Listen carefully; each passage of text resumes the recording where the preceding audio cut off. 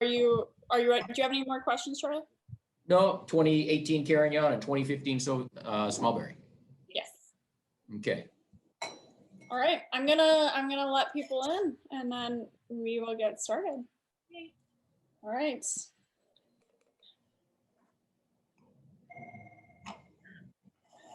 Hello, everyone. Welcome.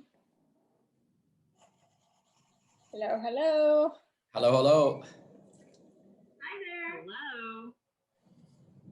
All right, guys, just hang tight. I'm letting everyone in, and just so you all know, I'm keeping you all on mute, just so you can hear all of us. And it's not that we don't want to hear your lovely voices, but just want to make sure everyone can hear us. We hope everyone had a great Valentine's Day. It's so wonderful to see some new faces and see some familiar faces as well. It is just wonderful to see everyone. And we always have so much fun doing these every month, and just, yeah, tasting through some amazing, amazing wines. There we are. Yeah, it looks like we're still letting people in, so we'll just hang tight before we get started. If you want to pour your first wine, that would be great. And yeah, we're like I said, we're tasting through some really amazing wines today. Our focus is all on the Rhone, which is really fun. It's an area that's near and dear to my heart. It's definitely my favorite area for inspiration for a lot of the stuff that we do. And it's also a huge part of our history. My dad was one of the original members of the Rhone Valley. A little bit about that.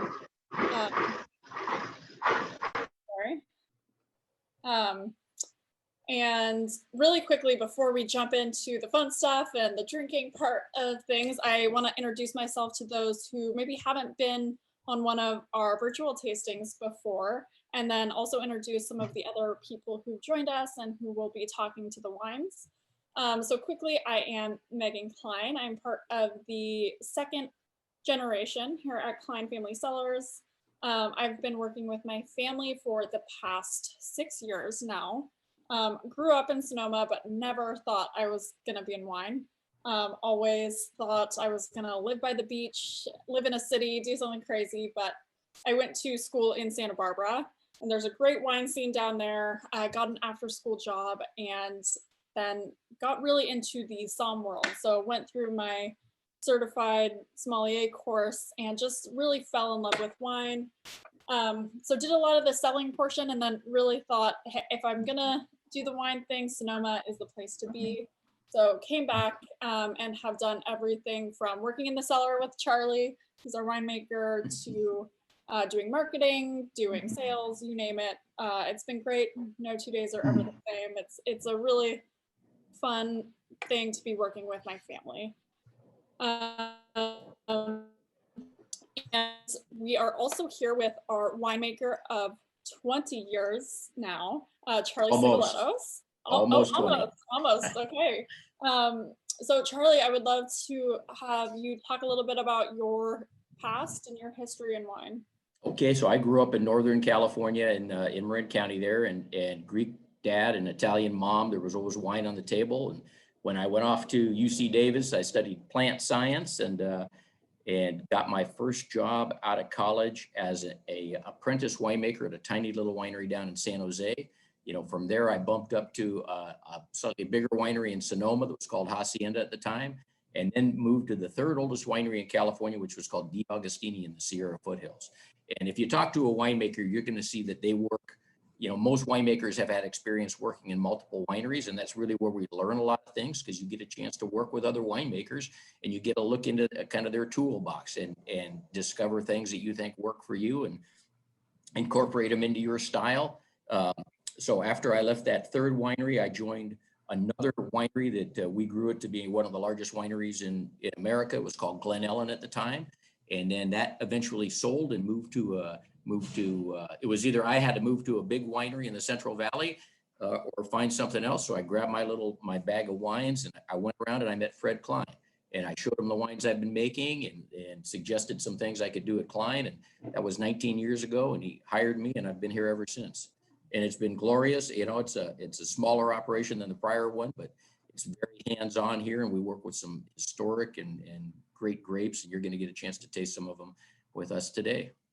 Great, thank you, Charlie. And then we also have, for those of you who were here last month, you met our tasting room manager, Erika. So Erika is with us today, and with her, we also have Amber, who is our star winemaking intern this year. So if you guys could introduce yourself, tell us a little bit about your background and what you guys do. Definitely. Thank you, Megan. Yeah, so hi, I'm Erika, tasting room manager here at Cline Cellars. I have my WSET level 2. Amber does as well, actually. And hospitality is my passion, and I'm all about making wine a little bit more approachable. So instead of it being intimidating and off-putting, I like to relay it in a way to guests that makes sense and it's used in everyday life. And Klein is the best place for that because we're the ranch. We're pretty laid back over here in Sonoma, and we're all about sustainability and community, and it's a wonderful environment. I've been here about a year and a half. That's me in a nutshell, and then this is Amber. Hi everyone, my name is Amber. I'm relatively new to wine. I have been with Klein also right around a year and a half, and what I most want to do is just connect people to their environment, whether that's be just getting outside or through what they eat and drink. So naturally, I wanted to get involved with wine. So I dove headfirst into Klein. I also have my WSET level 2 certifications, and I started off doing reservations and tasting room host work and anything that we need to do to make the tasting room run well and make everyone feel welcome on property. I'm here to do that with my coworkers. As Megan had said, this harvest, I had the opportunity to work as an intern. It was incredible. I would shift between doing that a couple days a week and then going back to the tasting room and hosting some tables after, talking about those wines that I was working with. So I really appreciate the opportunities I've been given. I think Klein is one of the best spots to do that because of how connected we are here to the environment, all our sustainable practices, and I love it. Thanks, Amber.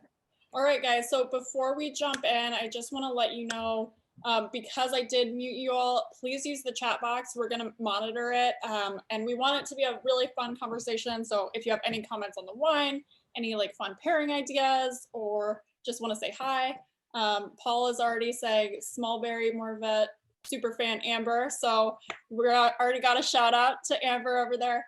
So yeah, use the chat box. I'll keep an eye on it, pose the questions to all three of us. And we just really want this to be a fun time for everyone. And with that, Charlie, I would love to have you kind of introduce the 3 wines we're gonna be talking about. And then jump to our first wine, which is our 2018 Marsanne Roussanne. Sounds good, Megan. Thank you. Well, we're going to taste all 3 Rhone varieties today. We're going to taste a Marsanne Roussanne, which is actually 2 Rhone varieties. We're going to taste our Carignan, and we're going to taste our small berry Muvendra. But before we get going on that, I thought I'd just spend a second talking about Rhone, because everybody talks about Rhone varieties. Oh, that's a Rhone this, he's a Rhone Ranger. What the heck does that all mean? So let's talk about the Rhone Valley in France. The Rhone Valley in France, it's in the southeastern part of that shield-shaped, Here we go. Oh, there we go. Excellent. Okay, so you can see the Rhone Valley right there. Megan's got an outline on it. So that's the southeast part of France, and it runs the valley that runs north-south. On the north end of the valley is Lyon, and on the south end of the valley is a town called Avignon. The whole valley is about 140 miles long. And if you think about Sonoma Valley, if you've been out here to visit Klein, our valley is 17 miles long. So they've got us by a few miles. The Rhone Valley is considered one of the oldest growing regions in France. And this is kind of an interesting historic note. In 1650, they established regulations that would guarantee the origin of the grapes and the wine. So they were one of the first guys to do that.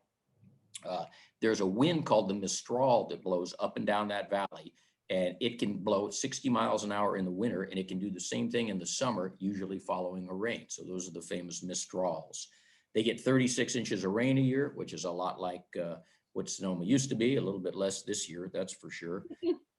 And the vines are all planted low, tended low to the ground. And I think that might be for frost protection and also to protect it from that wind that gets ripping along there.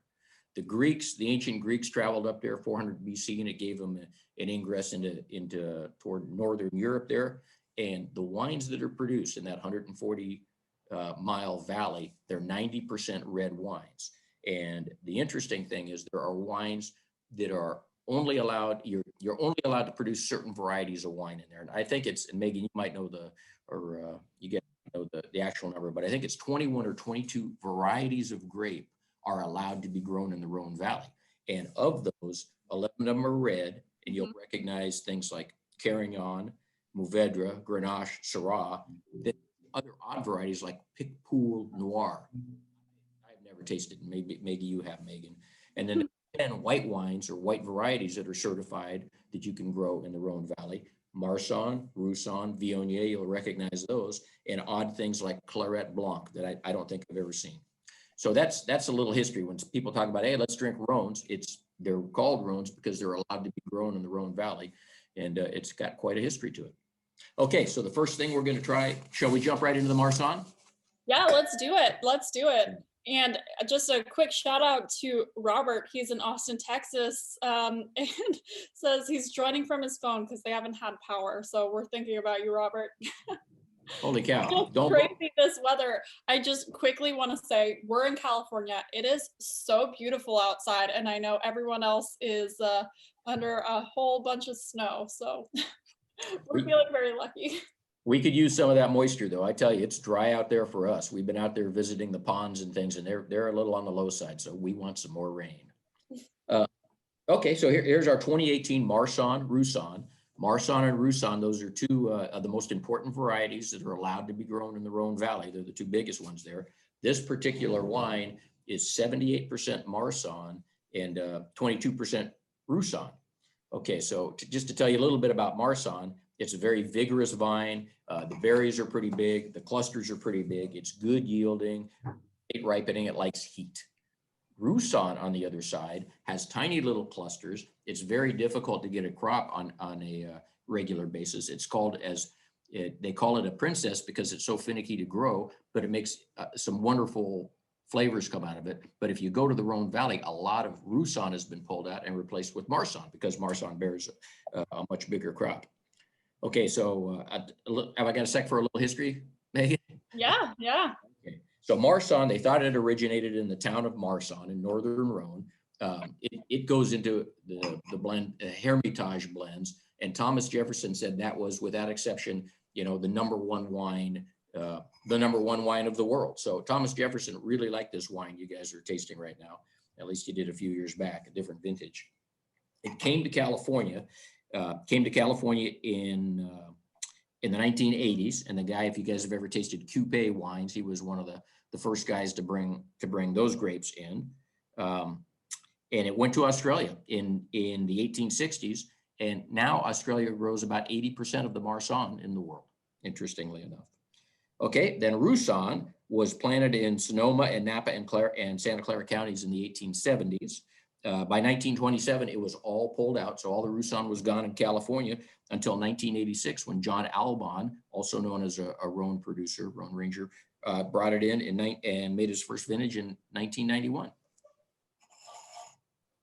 Okay, so as far as we go, we've got 6 acres of cane pruned Marsanne in the Carneros region. So when you come to visit the winery, it's on the right-hand side. You can see the Marsanne.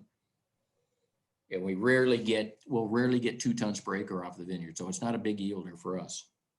And then the Marsanne, we've got I think around 2 acres, and that's toward the Sonoma coast where it's even cooler.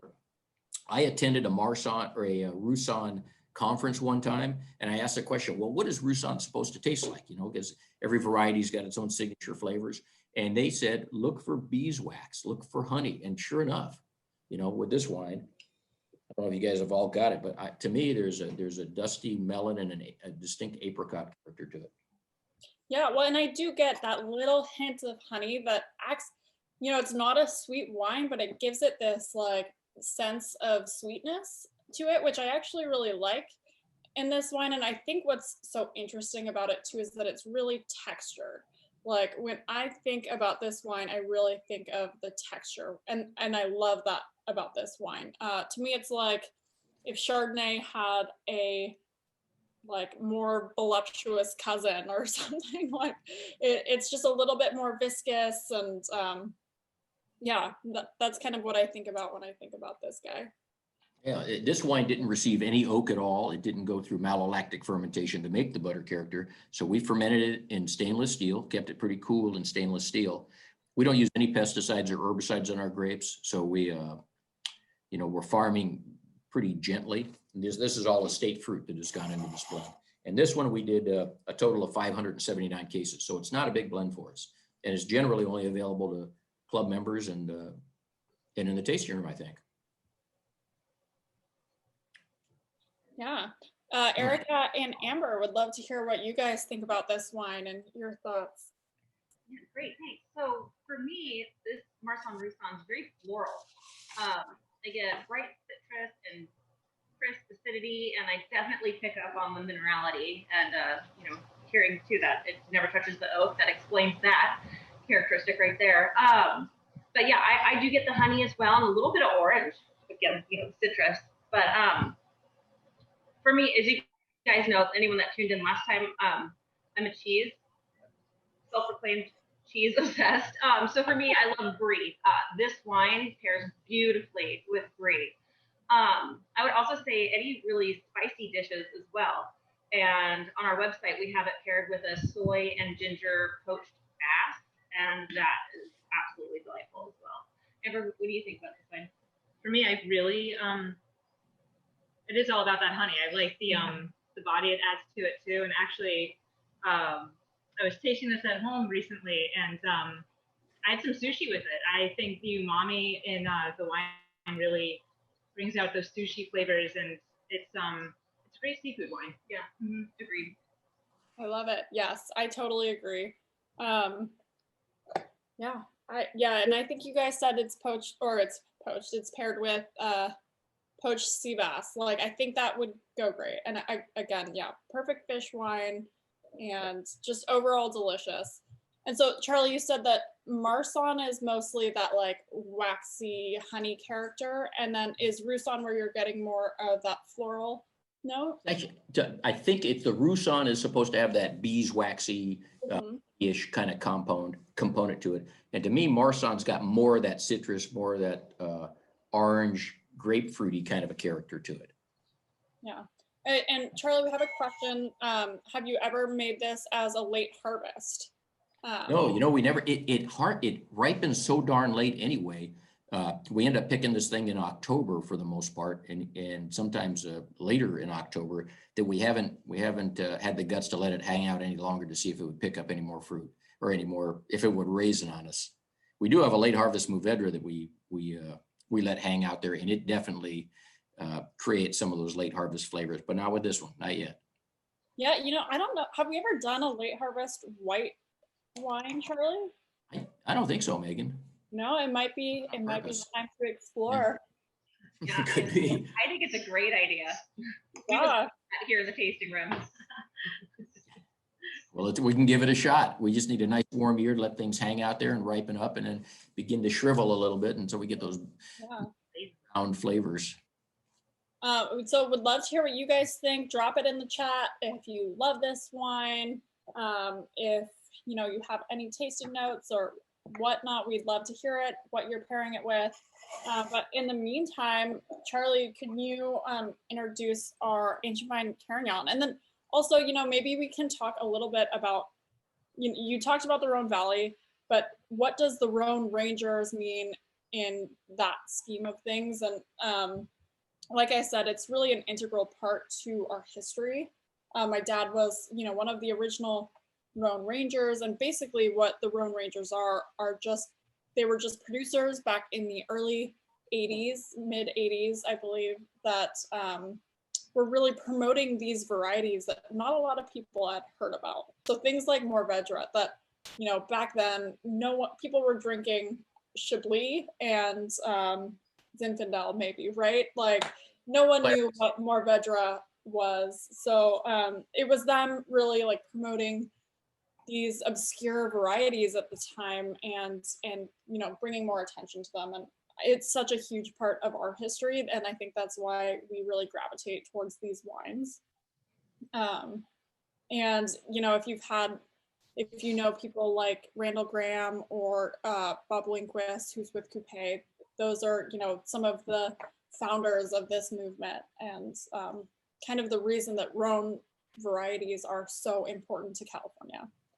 So yeah, it's really a huge part of what we do. Yeah, I mean, your dad was one of the original Rhone Rangers, I do believe, right? Yeah, so a lot of that was just them going from city to city and talking about these new varieties. And I think now it is still just a nonprofit, just bringing awareness to all of these varieties all over. And I think, Charlie, you actually did a virtual tasting with them on Carignan, is that right? Yeah, I did. Yeah, there's an interest in Carignan. The variety we're going to taste next, it started in Spain in the Carignan district, and then kind of moved to the southern part of France there to the Rhone Valley, but it's typically blended out. I mean, you don't see a lot of this Carignan you're going to taste there is 100% Carignan. If you're out in the vineyard, the clusters kind of look like Zinfandel, except the canes tend to grow straight up, and Klein has got a long, I mean, I've been here since 2002, and Klein has got quite a history making Carignan. If you go back to Fred's grandfather, he had a ranch in Oakley, California, which is just east of Antioch, east of Concord, about hour southeast of us here, and it's a really unique area. You can see that old vine right there. Look at how deep, look at that sandy soil. It's like being on a beach out there, because there's two rivers, the San Joaquin and the Sacramento River, that deposited all that sand over the years. And these old vines are farmed without any irrigation. They get maybe 14 inches of rain on a good year, but the water table is high enough that there's enough soil moisture retention that these vines continue to thrive even in drought years. Fred has been thoughtful enough to maintain these ancient vineyards, some of them dating back to early 1900s, of Carignan, of Zinfandel, of Muvendra. And even though they don't yield a heck of a lot, and there's a lot of building pressure in that area, he's kept these things going. And that's what we're going to taste today with this Carignan and this next, and the Muvendra. So the grapes that went into this Carignan were planted between 1900 and 1945. The Carignan variety itself came to America in the 1800s.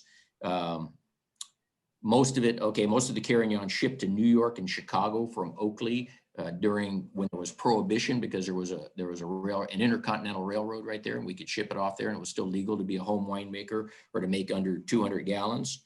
We farm these things just like they were farmed back in the day, which means no pesticides, no herbicides. They're not irrigated. They're on their own European rootstock, which is another thing that's very unusual. Usually the vines are grafted to American rootstock so that they can not get killed by the phylloxera, that little root louse. But because the phylloxera can't walk through the sand and go from vine to vine killing it, it doesn't. You can have old vines in areas that have real sandy soils, and that's the story with our this Carignan. Let's give it a shot here.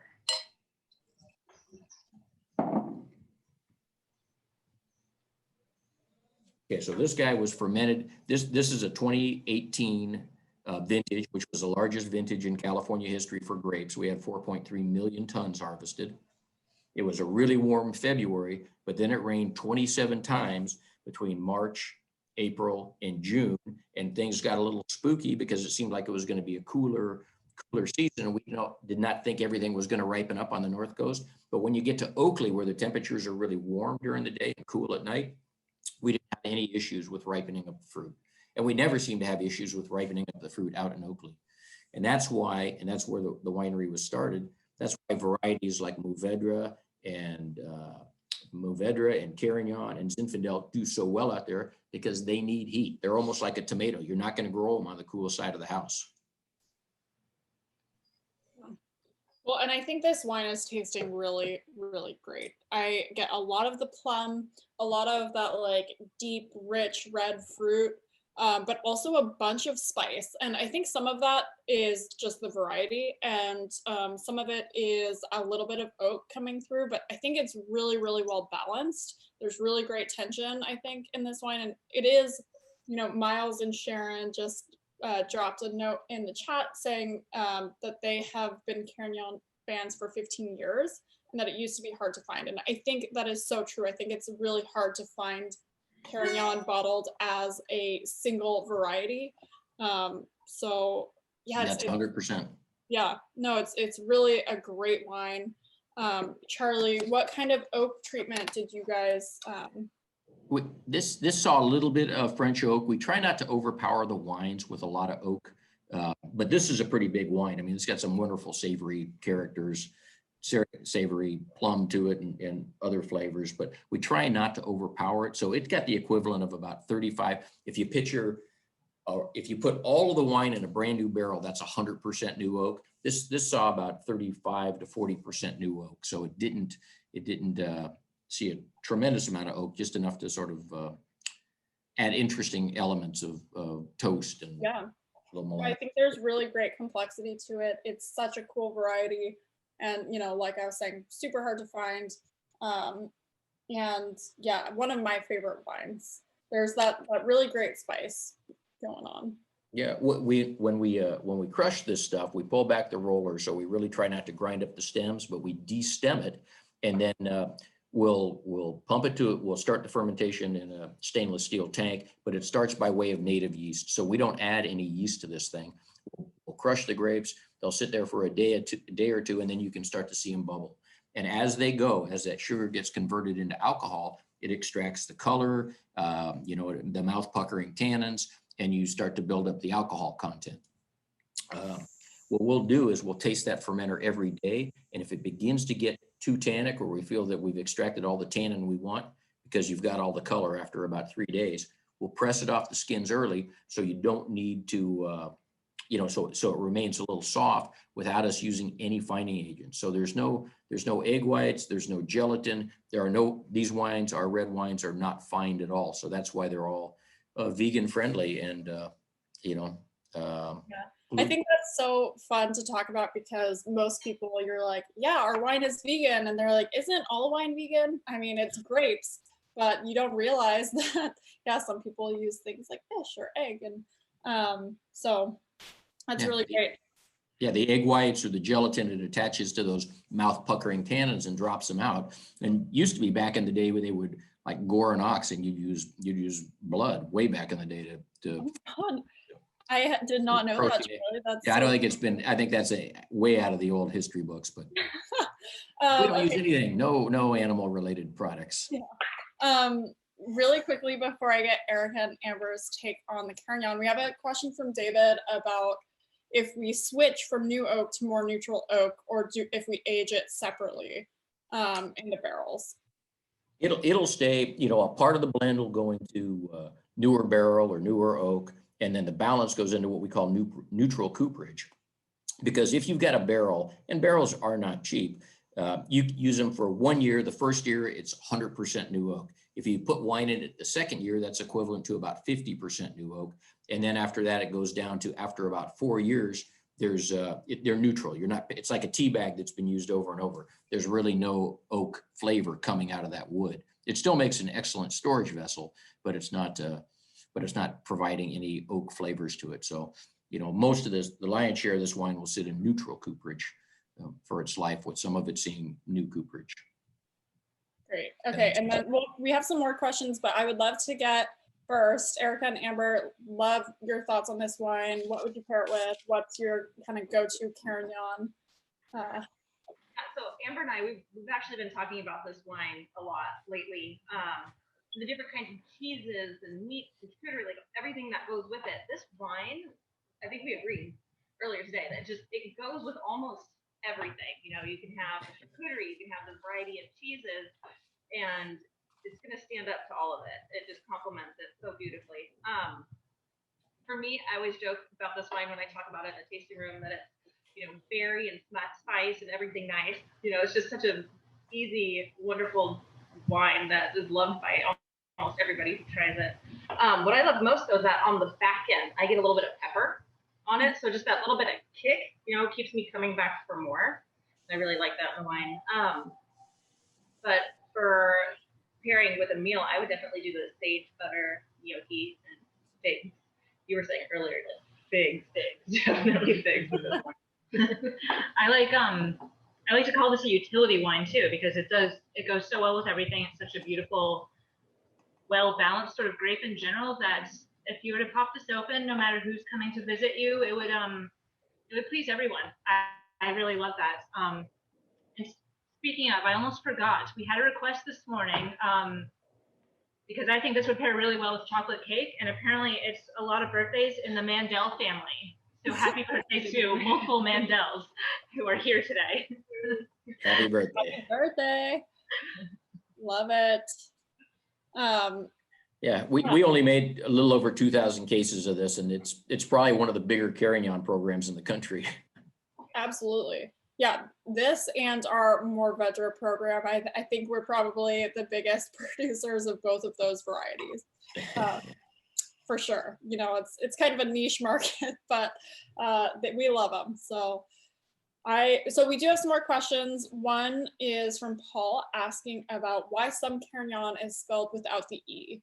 And I think it just really depends on where you're getting your spelling. So if it's either from Spain or from Rhone, I think that is really the determining factor. I think they're both right. Just depends on if you want to add that extra E in, and I think we do.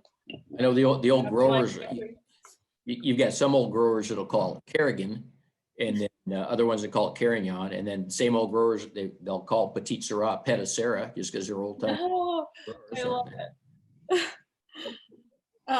Okay, so and we also got a question about how the alcohol content is determined. Like say this is 14.5.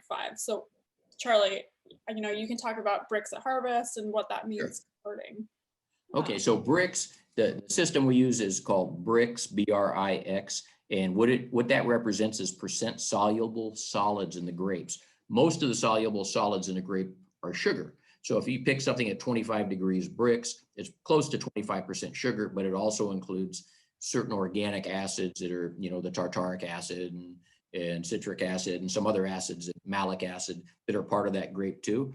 But if you know the bricks of the grape, roughly the sugar content, and you multiply that by 0.6, that's going to provide you the alcohol. So if you pick something at 25 degrees bricks, 25 times 0.6, that's going to turn out to be 15% alcohol if you've got an efficient yeast. So really the amount of alcohol you get is a complete function of how much sugar you've got in the grapes. The riper you pick it, the more sugar you got, the higher the alcohol is going to be. So this next wine, this Muvendra, and if you're in areas that have a lot of sunshine, well, those plants will go to work and they'll make that sugar for you, and you'll pick those berries and they'll be ripe.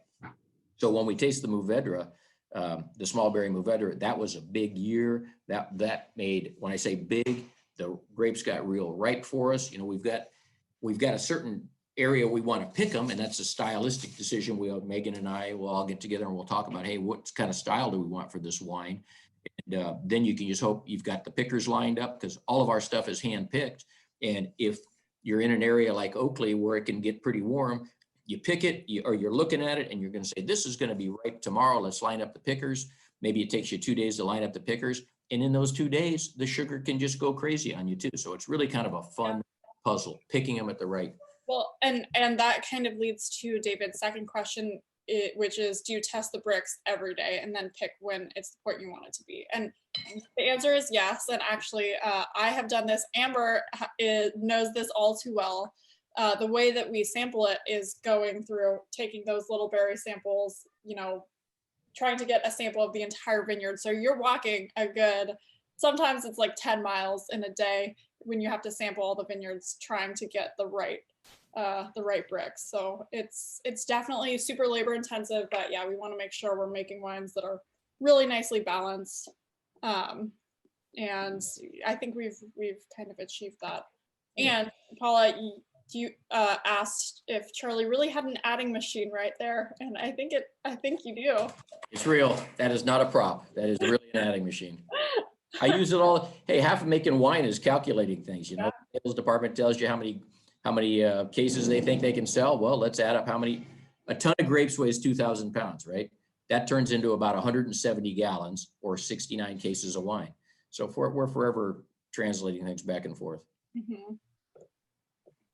And then, someone asked, how do you determine what style of wine you want it to be? And this is actually, it's a really fun process, because we look at wines that we love to drink that are maybe in the same variety, the same category, and we say, this is what we want our style of wine to be, and kind of work backwards from there. So we take a lot of inspiration from the Rhone Valley. We'll get wines from there, taste against that.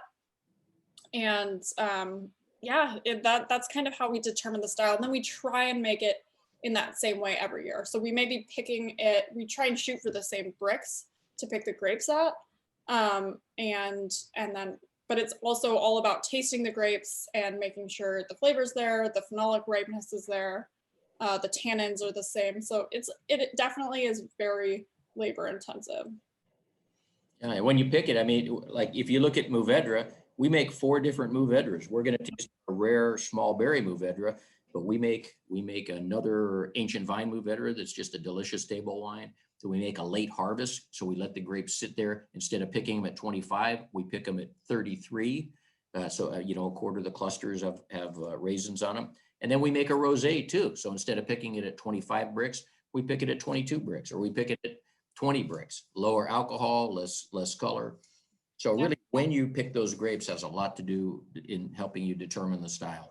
But then where they're grown too makes a big difference. If you're growing a Cabernet Sauvignon in a cool region, well, it's going to taste like a bell pepper if you pick it too darn early. Yeah. And another question about alcohol: if it's more than you would have wanted or more than you would have liked, can it be reduced, or do you have to go with what you have? You can reduce it. It's expensive. If you want to do it, you can use something called a spinning cone, where they actually heat the wine up and some of the alcohol evaporates. Or the easiest thing is just to blend it with a lighter alcohol, if you've got some blending room there.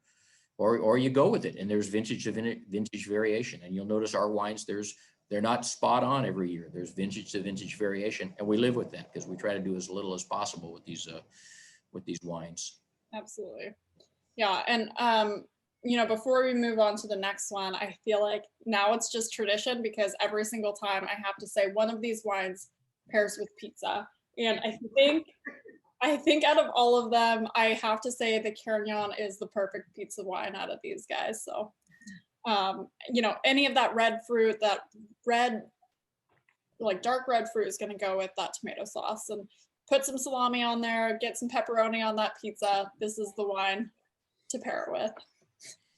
So on that note, let's talk about the not late harvest, the small berry Muvendra. Okay. So this is 2015. You guys think back to 2015. Those of you that were out in California, that was a very dry year for us. That was a big fire year for us. We had Lake County, Calaveras, Napa County. They were all on fire. It was a warm year. So we were talking about ripening fruit up. These grapes ripened up nicely. So this wine is 15.5% alcohol. And the practical meaning of that is that there's more weight to it. So if you taste a wine that's 13% alcohol, and then you taste a wine that's 15% alcohol, the wine that's 15% alcohol is going to be much weightier in the mouth. You don't want to overpower the blend with that alcohol character. So like a high alcohol Sauvignon Blanc, for instance, would taste like a screwdriver. You don't really want to do that. But when you've got big flavorful wines like our small berry Muvendra, it can handle that body. It's got the fruit and the flavors to go with it. Okay, so Muvendra, we tell people because it's one of those Rhone varieties. It's not a lot of people know about Muvendra necessarily. We tell them to remember move over, dear, because nobody can remember what the heck it was I just drank. So we're just remember, move over, dear. Oh, hang on just a second. Oh, thanks. Another wine delivery has just arrived. Okay, so talking about Muvendra, Muvendra came to America. It's another Spanish variety. They call it Monastrell. It's called Mataro. It went from Spain to the south of France, a couple hundred years ago, came to America in the 1830s. And there was a time when Muvendra was actually more popular than Zinfandel in certain areas like Santa Clara, even though, there was like 8,000 acres of this stuff in California. And now it dwindled down to 300 acres. So it almost disappeared completely. And now it's back to about 1,100 acres. And, as a comparison, if you look at Cabernet Sauvignon, I think Cab is probably 85,000 acres and Chardonnay is 93,000 acres. So these wines we're tasting, they're pretty rare. Muvendra in California is a pretty rare animal. So, okay, so this small berry Muvendra, we call it small berry because when you're growing grapes in sand, the nutrients are really pretty limited. And if it's dry farmed and head trained, you're not getting a lot of crop off of it anyway. So you don't get big plump berries. You get little berries off this small berry Muvendra. But another interesting thing about this, it's not too far from those rivers I was talking about, but it's got eucalyptus trees on two sides of the vineyard. So from those eucalyptus trees, you get a little bit of that really kind of exciting mint. And it's kind of a love-hate. I particularly really like it, but it's an interesting element for the wine. Excuse me. Again, this was a native yeast fermentation. This thing saw a fair amount of French oak. And we produced 634 cases of it that year. Huh. Charlie, we also got a question about if you could talk about the difference between the 2014 small berry and the 2015. 2014? Wait just a second. Let me refer to my notes. I love it. Well, in the meantime, while Charlie is kind of grabbing that, I will say this is such a special wine. Charlie was saying it's coming from this really small block and kind of a really important piece of what we do, but I don't want to talk too much about it because we have a super fan of small berry Muvendra, and that is Amber. And this is her favorite wine. So Amber, I would love to hear some of your thoughts on why you love this wine so much. Thank you. Yeah, really, this wine is so unique because it pulls so much from the area it's grown in. And there's the joke about terroir, but it really is a very real thing. And I think our small berry Muvendra really goes to show that. So if you taste this, then it really brings you back to this region. And, I lived in San Francisco for years. It makes me think of driving through the Presidio or something. I think that's part of it for me. It really is, back from what I said in the beginning, it really brings you to your environment. Yeah. And it's, like Charlie said, it is a love-hate relationship for people. Part of why I'm here. To call out Erika. She's not as much a fan of it. She appreciates it, but I am a huge fan. Yeah, she respects it. But yeah, it's, right from the beginning, right when you pop that cork, it's eucalyptus. So you really spent about 20 minutes the first time I tried it, just really sticking my nose in there and seeing what else I could get beyond the eucalyptus. And although it takes time, you see all the complexities that come from a Muvendra as a grape in general, along with all the eucalyptus minty notes that are so cool about this wine. And what I really love. Yeah, this wine, they used to say that people would join our club just to get this wine because it is very limited. We don't make very much of it. But if we have a cult wine, it's this one right here. Mm-hmm. I seek out the followers.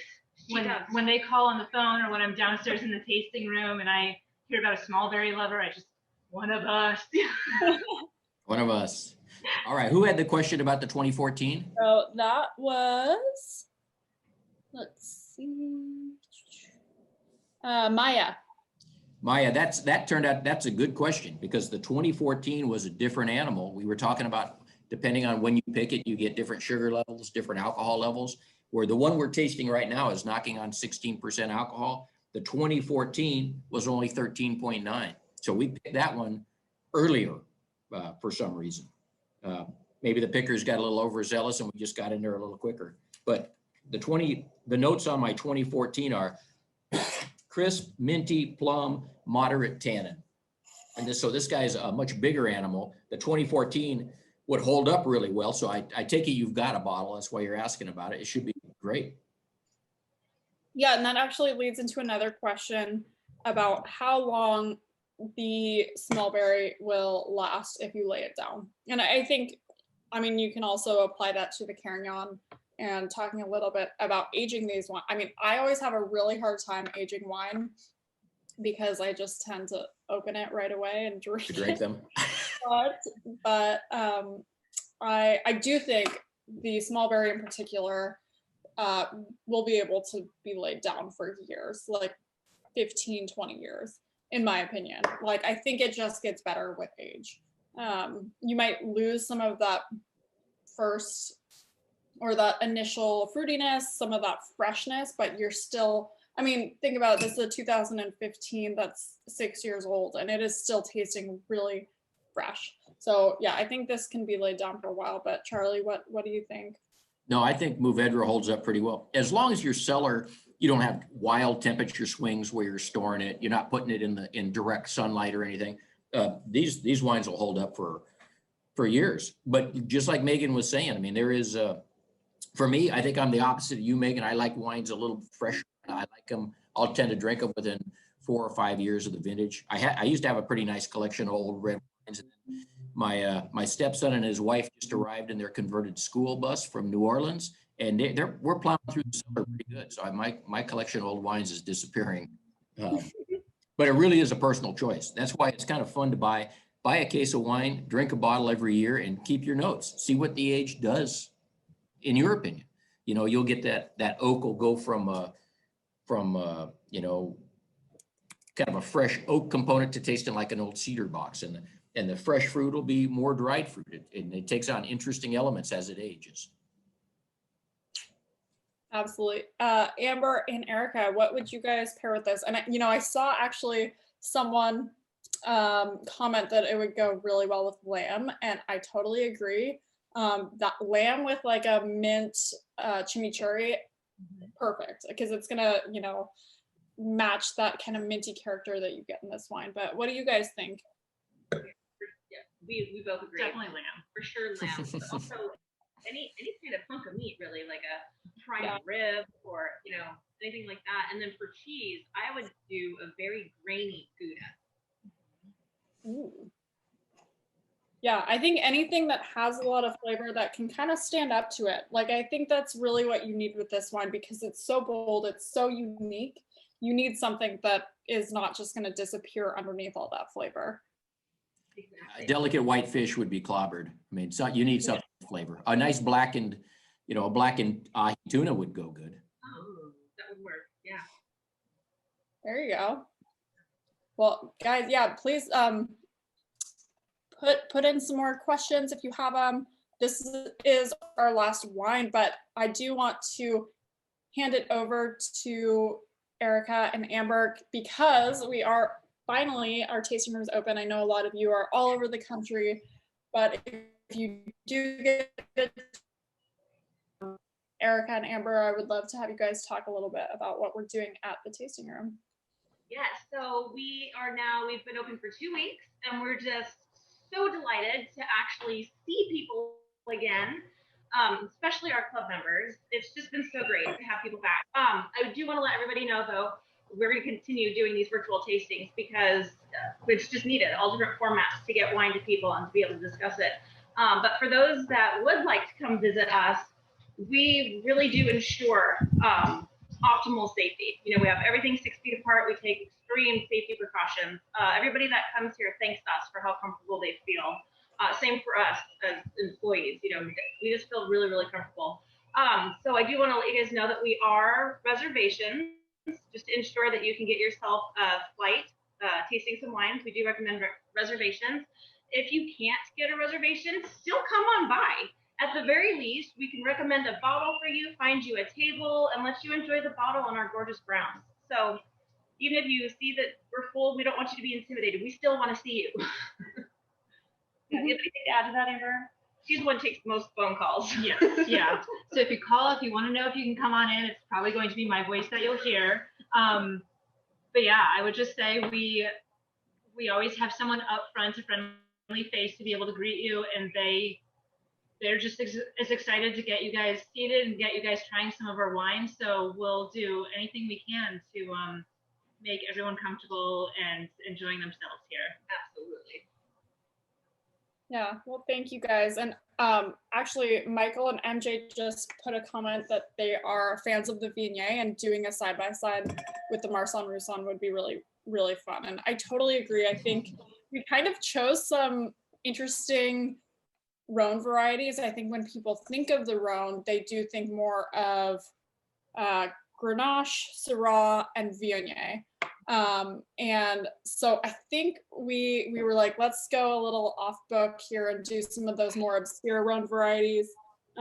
So yeah, maybe, and you know, we make a number of the other blends. We make a Viognier, we make Syrah. So we might have to do another Rhone tasting here soon, for sure. But with that being said, if you guys, yeah, again, put in any more questions, but that kind of concludes our tasting. Again, we have so much fun seeing you all every month. And like Erika said, we're going to continue to do this. We don't have our March tasting up yet, but we will be putting that up in the next couple of weeks. And we hope to see you virtually or in person. And just we hope you have a lovely Wednesday. And thank you all so much for joining us. And we hope to see you soon. Cheers. Cheers, everybody. Thank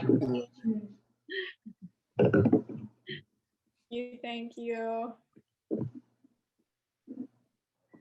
Yes, stay warm. You can talk if you want. All of you people not in California or in Florida.